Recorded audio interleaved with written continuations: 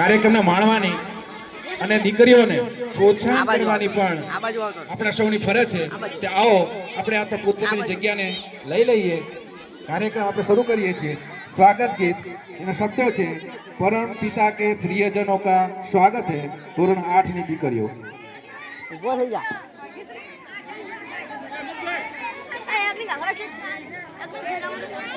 હું તારું એમ ના ઉતારતો.